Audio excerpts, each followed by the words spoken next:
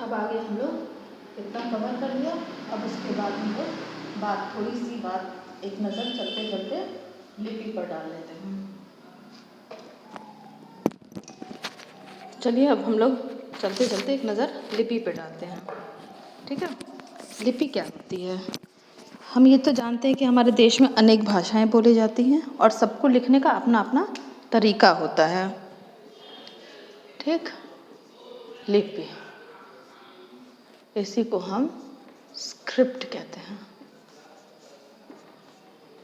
ठीक, तो सबको अपने अपने तरीके से लिखा जाता है। लिखने के लिए, किसी भी चीज़ को लिखने के लिए हम कुछ चिन्हों का प्रयोग करते हैं।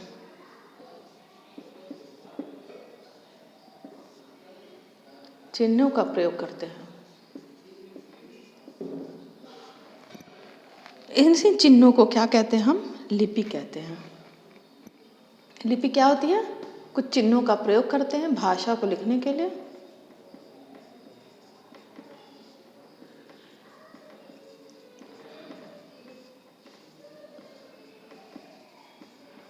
भाषा को लिखने के लिए चिन्हों का प्रयोग करते हैं और इन्हीं चिन्हों को हम लिपि कहते हैं।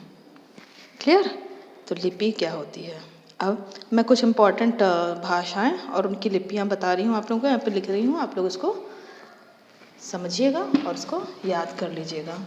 ठीक है, चलिए ऐसे कॉलम बना लीजिए, भाषा और लिपि।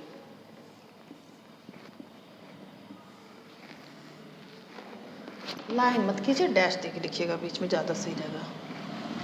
पहला हम आते हैं हिंदी। हिंदी भाषा, हिंदी जो होती है वो देवनागरी लिपि में लिखी जाती है। किस में लिखी जाती है? देवनागरी लिपि में लिखी जाती है। और दूसरे नंबर पर आते हैं हम संस्कृत। इसकी लिपि भी क्या है? देवनागरी है। तीसरी जो लिपि होती है जिस पर हम बात करेंगे, चर्चा करेंगे, अंग्रेजी। मुख्य भाषा है ना अंग्रेजी। ये लिखी जाती है रोमन लिपि में। किसमें? रोमन लिपि में लिखी जाती है। चौथी जो भाषा है वो है पंजाबी। पंजाबी तो बहुत लोगों को पसंद है ना, गाने रैप सॉन्ग ज़्यादातर पंजाबी में ही बनते हैं। इसको लिखा जाता है गुरमुखी। लिखा है गुरमुखी में लिखा जाता है। ठीक, पांचवी हमारे पास भाषा जो है वो है उर्दू। उर्दू, उर्दू किसमें? फारसी में लिखी जाती है। छठी भाषा है हमारी बांग्ला।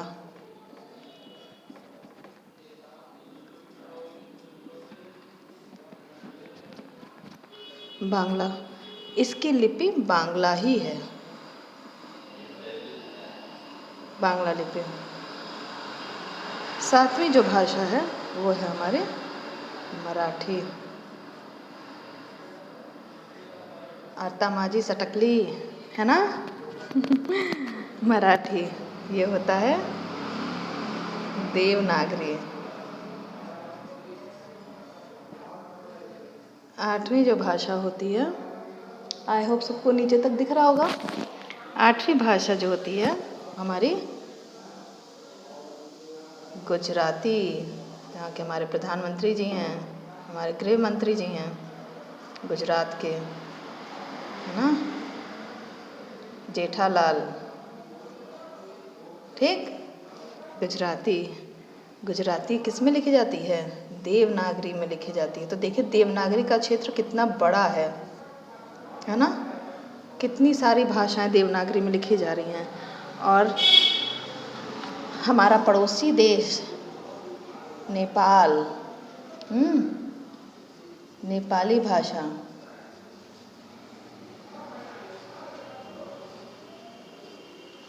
ये भी लिखी जाती है देवनागरी में।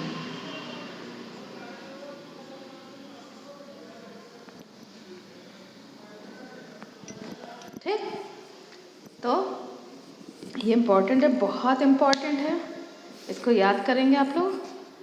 हिंदी देवनागरी का देखिए क्षेत्र कितना बड़ा है। हिंदी लिखी जा रही है देवनागरी में, चलिए हम लोग देवनागरी को टिक करते हैं। हिंदी है, संस्कृत है, इसके बाद मराठी है, गुजराती है और नेपाली है। ये 5 भाषाएं, यहाँ पे हमने 9 भाषाओं का जिक्र किया है, इसमें से अकेले 5 भाषाएं वो देवनागरी में लिखी गई हैं। तो इसका मतलब क्या है कि देवनागरी का क्षेत्र जो है बहुत विस्तृत है, बहुत बड़ा है। ठीक, अंग्रेजी भाषा है वो रोमन में लिखी जाती है, पंजाबी भाषा गुरुमुखी में, उर्दू भाषा फारसी में, बांग्ला जो है वो बांग्ला लिपि होती है। ठीक, और उसके बाद तो बाकी तो आपको पता ही है, हिंदी, संस्कृत, मराठी, गुजराती और नेपाली, ये 5 भाषाएं हैं ये देवनागरी में। कौन कौन सी? हिंदी, संस्कृत, मराठी, गुजराती और नेपाली, ये सब क्या हैं? देवनागरी लिपि में होते हैं। तो यानी कि ये सब आपस में जुड़ी हुई हैं, ये बहनें हैं, ये भाषाएं, ये 5 भाषाएं बहनें हैं, क्योंकि इनकी एक ही लिपि है देवनागरी। उसके बाद पंजाबी गुरुमुखी, गुरु की ऐसे याद करिएगा, वहाँ पे गुरु की पूजा करते, गुरु को मानते हैं ना अपना मेन जो गुरु नानक देव को। हाँ, तो पंजाबी गुरु से गुरुमुखी, उर्दू फारसी में लिखी जाती है और बांग्ला की अपनी खुद की लिपि है वो बांग्ला ही है।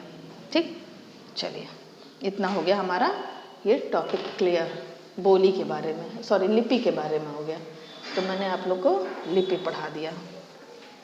ठीक है, तो आज का इतना ये हमारा टॉपिक फ़िलहाल के लिए कवर हो गया है।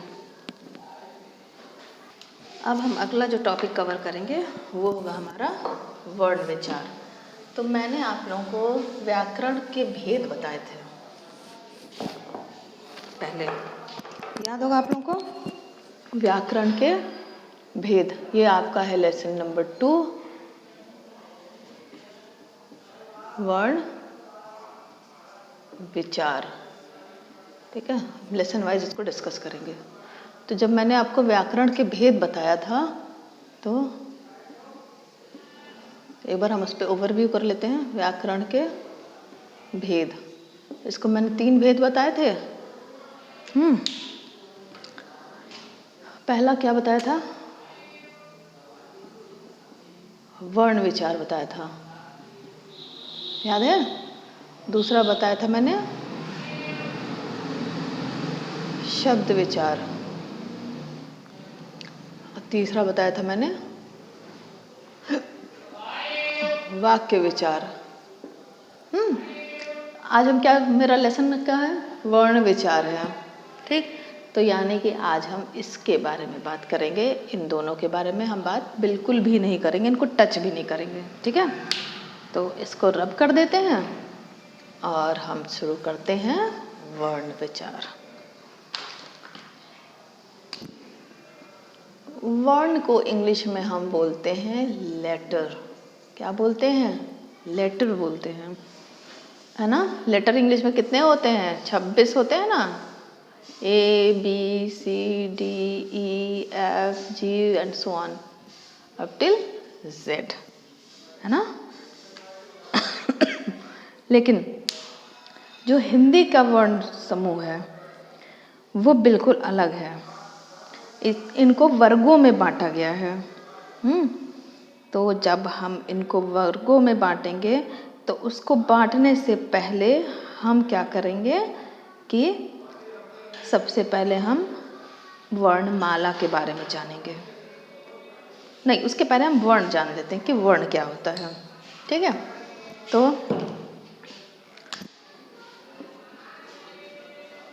भाषा की सबसे छोटी इकाई, वर्ण क्या है? भाषा की सबसे छोटी इकाई है। इकाई को वर्ण कहते हैं।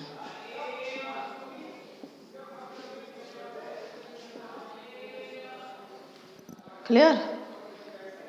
ये हमारा डेफिनेशन हो गया।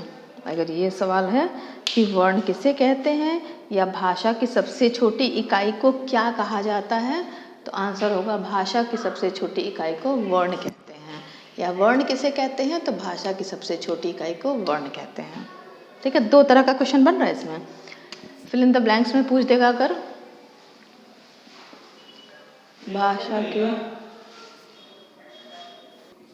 अगर हमारा क्वेश्चन बनता है फिल इन द ब्लैंक्स के रूप में भी ले लें तो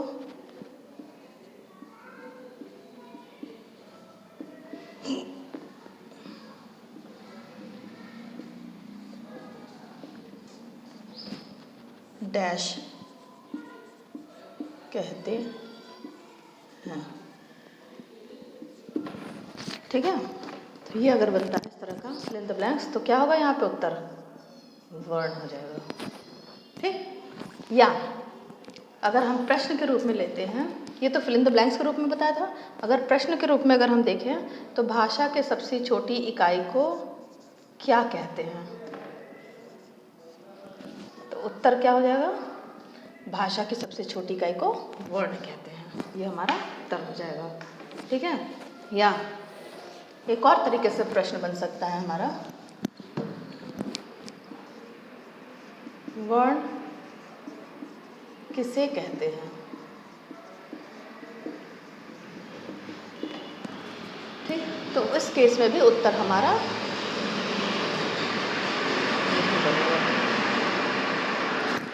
ठीक है। मुझे लगता है पेन का इंक खत्म हो रहा है और आप लोग मुझे 2 मिनट का टाइम दीजिए, शायद मैं इंक भर लूँ, इसमें भर पाऊँ, देखती हूँ, ज़रा आप लोग बने रहिएगा।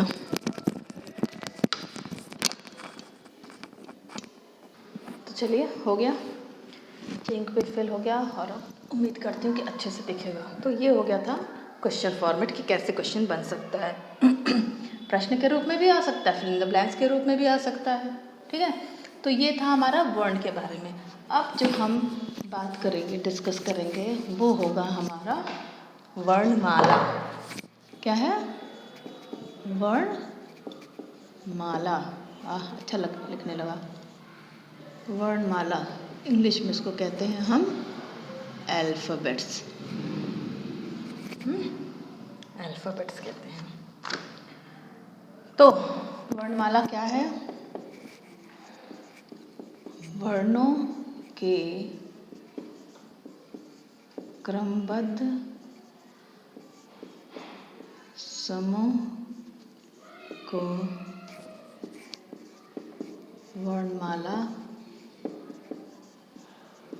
कहते हैं। ठीक, तो वर्णमाला किसे कहते हैं? वर्णों के क्रमबद्ध समूह को वर्णमाला कहते हैं। इसमें भी उसी तरह से फिल इन द ब्लैंक्स के रूप में भी बना सकते हैं हम प्रश्न देख लेते हैं, मतलब आंसर करेंगे, उसके साथ साथ हम प्रश्न कैसे बन सकता है, किस तरह से आ सकता है, घुमा के आ सकता है, उसके ऊपर भी ध्यान देते चलेंगे। ठीक है, हम प्रश्नों के फॉर्मेट बनाते चलेंगे साथ ही साथ में। तो प्रश्न होगा, अगर हम रिक्त स्थान के रूप में लेते हैं, रिक्त स्थान के रूप में लेते हैं, ठीक, ऐसे तो हमारा अगर बनता है तो वर्णों के क्रमबद्ध समूह को रिक्त स्थान कहते हैं। हमारा उत्तर क्या हुआ यहाँ पे तब? वर्णमाला। ठीक है, पहला तो ये तरीका हो गया। दूसरा इस तरह भी बन सकता है, डैश के क्रमबद्ध समूह को वर्णमाला कहते हैं। ब द के नीचे ध है, क्रमबद्ध। ठीक है, कंफ्यूज मत होइएगा, क्रमबद्ध ब है। थोड़ी सी इंग्लिश हिंदी की राइटिंग मेरी बहुत प्यारी हो गई है। चलिए, तो आंसर क्या बनेगा? वर्णों। समझ में आया किस तरह का? ये या तीसरा जो फॉर्मेट बनेगा वो इस तरह भी बन सकता है। तीसरा, डैश समूह को वर्णमाला कहते हैं। तो यहाँ पे हम भरेंगे वर्णों के क्रमबद्ध। समझ में आया? रिक्त स्थान में 3 तरह से बन सकता है आपका रिक्त स्थान। और अगर हम प्रश्न उत्तर की बात कर लें तो जाहिर सी बात है, प्रश्न पूछ सकता है वर्णमाला किसे कहते हैं। प्रश्न उत्तर के बारे में बात कर लें तो वर्णमाला किसे कहते हैं। ठीक, एक प्रश्न ये हो गया। दूसरा प्रश्न क्या होगा? वर्णों के क्रमबद्ध। ये द के नीचे ध है, कंफ्यूज मत होइएगा। समूह को क्या कहते हैं? ये समझ में आया? 2 तरह से प्रश्न बन सकते हैं। कंफ्यूज मत होइएगा, किसी भी तरह से प्रश्न बनेगा, उत्तर आपका यही होगा। ठीक, चलिए अब हम बात करते हैं वर्णों के भेद के बारे में। तो ये तो हो गया हमारे वर्णमाला। अच्छा, वर्णमाला मैं बता दूं आप लोगों को। मैंने बताया था ना, वर्गों में बांटा हुआ है। एक होता है क वर्ग, इसमें आते हैं क, ख, ग और घ। फिर है हमारा च वर्ग,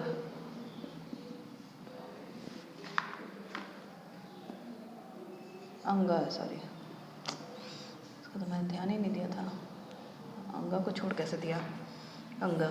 च वर्ग है, च वर्ग में च, छ, ज, झ और इया। सबको वर्णमाला याद होनी चाहिए, मैं बता रही हूँ, बहुत इम्पोर्टेंट है ये। इया, ये नीचे हलंत लगे हुए हैं क्योंकि इनको आधा आधा यूज़ किया जाता है। इनको किसी अक्षर के साथ, किसी वर्ण के साथ मिला करके तब जाकर इनका पूरा प्रयोग होता है। जैसे अंगा है कंघा, ठीक, ऐसे। समझ में आया? इसीलिए इनके आप पीछे हलंत लगा हुआ है लास्ट वालों के में। तीसरा जो वर्ग होता है वो है ट वर्ग। इसमें सॉरी, इन सबके नीचे हलंत है ना, ओफो, ज, छ, ज, झ। तीसरा जो वर्ग है वो है हमारा ट वर्ग। ट, ठ, ड, ढ और अड़। ये हो गया हमारा ट वर्ग। नेक्स्ट है हमारा त वर्ग। इसमें क्या क्या आएगा? त, थ, द, ध और न। फिर है प वर्ग।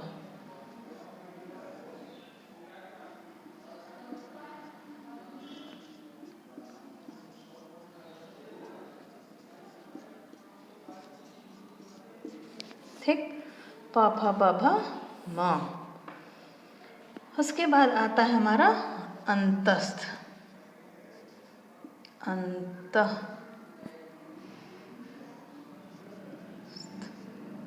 अंतस्थ।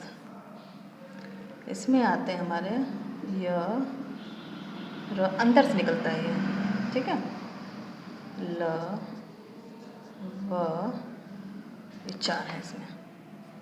और लास्ट आता है हमारा ऊष्म, मतलब इसको बोलने में अधिक ऊर्जा लगती है, सांस गहरी बड़ी सांस होती है, गर्म सांस निकलती है, इसलिए इसको ऊष्म कहा जाता है। इसमें आता है बड़ा श, तो शलजम वाला, फिर षटकोण श,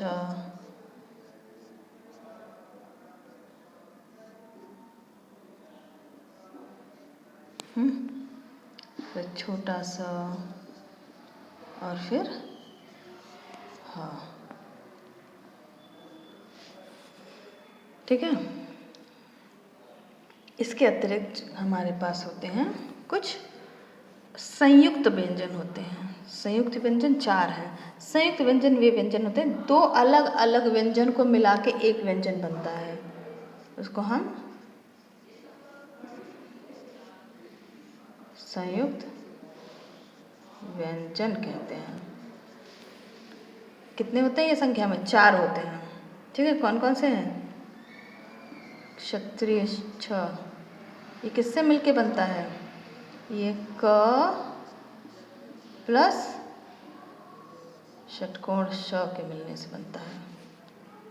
क्लियर? ध्यान रखिएगा इसको। दूसरा है त्र, ये त प्लस र के मिलने से बनता है। तीसरा है ज्ञ,